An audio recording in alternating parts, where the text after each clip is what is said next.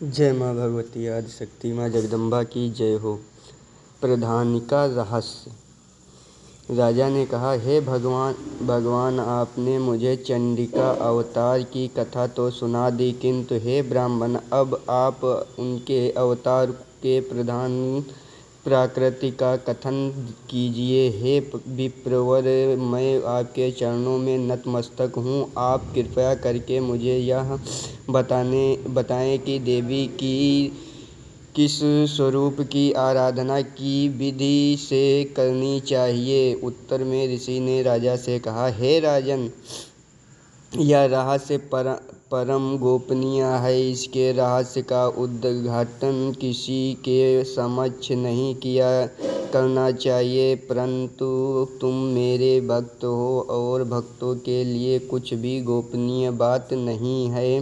त्रिगुणात्मिका परमेश्वरी महालक्ष्मी ही सबका मूलभूत कारण है। वे ही दृष्टि तथा अदृश्य रूप में संपूर्ण विश्व को व्याप्त करके स्थित हैं। हे राजन, वे अपने 4 भुजाओं में क्रम से बिरोजर का फल, गदा, ढाल और पान पात्र लिए हैं।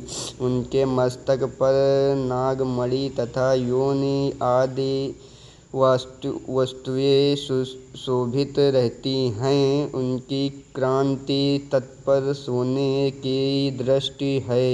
उनके आभूषण भी तत्व स्वर्ण निर्मित ही हैं।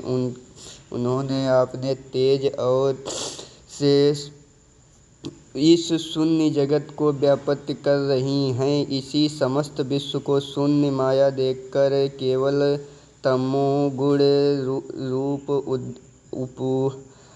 उपाधि के द्वारा देवी महालक्ष्मी ने एक नया प्रकार का श्रेष्ठ रूप ग्रहण कर रखा है। उस रूप की उत्पत्ति एक नारी रूप में हुई है, जिसके शरीर की आभा निखरे हुए काजल की तरह ही काले रंग की है और उस आकृति का श्रेष्ठ मुख दाढ़ों से सुशोभित है। नेत्र अत्यंत विशाल तथा तीक्ष्ण थी। उनकी 4 भुजाओं में क्रम से ढाल, तलवार, प्याला और खंडिता मुंड शोभायमान था। इसके वक्ष स्थल पर कमंडल, शरीर का मुंड ही अंशधड़ तथा मस्तक पर मुंड मालाएं थी। इसी रूप में उत्पन्न इस श्रेष्ठ नारी तामसीय देवी ने महालक्ष्मी देवी से कहा, माताजी, आपको मेरा प्रणाम है। मुझे आप मेरा नाम का कार्य बताएं। तब महालक्ष्मी ने नारियों में श्रेष्ठ उस तामसीय देवी से कहा, मैं तुम्हारे नाम और काम को बतलाती हूँ। महामाया, महाकाली, महामारी, छिद्रा, तृषण, एकवीर, कालरात्रि तथा दुरात्माएं, ये ही तुम्हारे नाम हैं।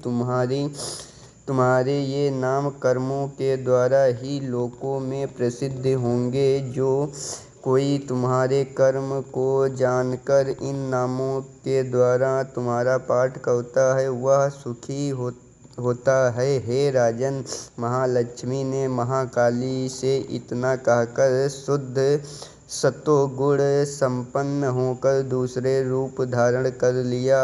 वह रूप चंद्रमा की भांति गौर श्रवण का था। उस श्रेष्ठतम नारी के हाथों में रुद्राक्ष की माला, अंकुश, वीणा तथा पुस्तक धारण कर रखी थी। महालक्ष्मी ने उनका भी नामकरण किया। महाविद्या, महावाणी, भारती, वक्र, सरस्वती, आर्या, ब्राह्मण, कामधेनु, वेदगर्भ एवं धीश्वरी अर्थात बुद्धि की अधिष्ठात्री। इस प्रकार से तुम्हारे नाम की संज्ञा होगी। तत्पश्चात महाकाली तथा महासरस्वती से महालक्ष्मी ने कहा, देवियों, तुम दोनों ही अपने अपने गुणों के अनुसार स्त्री पुरुष के युग्म जोड़ा उत्पन्न करो। महालक्ष्मी ने उन दोनों को ऐसे आदेश देकर स्वयं ही स्त्री पुरुष के एक जोड़े को उत्पन्न किया। वे दोनों ही निर्मल ज्ञान संपन्न सुंदर तथा कमाल आसन पर सुशोभित हो रहे थे। उन जोड़ों में एक स्त्री और दूसरा पुरुष था। इनके बाद महालक्ष्मी ने पुरुष को ब्राह्मण, विदेह, विश्वय और धय तथा स्त्री को श्री, पंजा, कमल, श्री इत्यादि नामों से अभिहित किया। इसके बाद महाकाली तथा महासरस्वती ने एक और जोड़ा उत्पन्न किया। अब उन जोड़े के रूप तथा नाम को मैं तुमसे कथन करता हूँ। महाकाली ने नील चिन्हाकृति कंठलाल वर्ण, बहुत शुभ्र शरीर, मस्तक पर चंद्रमौली धारी पुरुष एवं गौर श्रवण स्त्री को उत्पन्न किया। वह पुरुष रुद्र, शंकर, स्तगुण, कपलदी और त्रिलोचना के नाम से प्रसिद्ध हुआ तथा स्त्री यत्रीय, विद्या, कामधेनु, भाषा, अक्षर और स्वर्ण नाम से विख्यात हुई। हे राजन, गौरगी स्त्री और श्यामलंग पुरुष को महासरस्वती ने उत्पन्न किया। उन दोनों के नाम विष्णु, कृष्ण, हर्षिकेश, वासुकी और जनार्दन हुआ तथा गौरंगी स्त्री उमा, गौरी, सता, चंडी, सुंदरी, सुभागा और शिव इन नामों से विख्यात हुई। इस प्रकार तीनों युवतियों उसी गुण पुरुष वेश में परिवर्तित हो गई। इस रहस्य को केवल ज्ञानी लोग ही समझ सकते हैं, किंतु अज्ञानी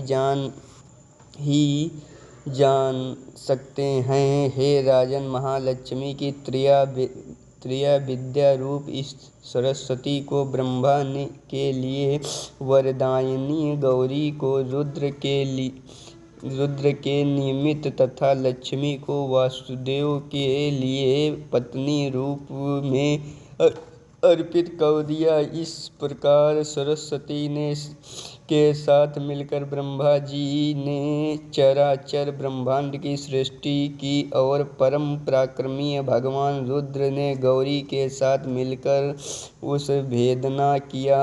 हे राजन, उस ब्रह्मांड में परमास्तु आदि कार्य समूह पंचभूत से मिलकर स्थवर जंगल रूप इस जगत की उत्पत्ति हुई। तदनुसार भगवान विष्णु ने लक्ष्मी के सहयोग से सृष्टि का भरण पोषण किया और प्रलय काल में शिव ने गौरी के साथ मिलकर विश्व का संहार कर डाला। हे महाराजा, सर्वसत्वमयी तथा संपूर्ण तत्वों की अधिष्ठात्री देवी महालक्ष्मी ही हैं। वे निर्गुण और सतगुण रूप में अपने अनेक नामों को ग्रहण करती हैं। इन महालक्ष्मी का निरूपण सतगुण वाचक, सत्य, ज्ञान, चित्त, महामाया आदि नामों के द्वारा करना उचित है। केवल महालक्ष्मी नाम से यह किसी अन्य परीक्षण प्रमाण के द्वारा उनका वर्णन करना नितार्थ असंभव है। जय माँ भगवती की जय हो। आदि शक्ति माँ भवानी की जय हो।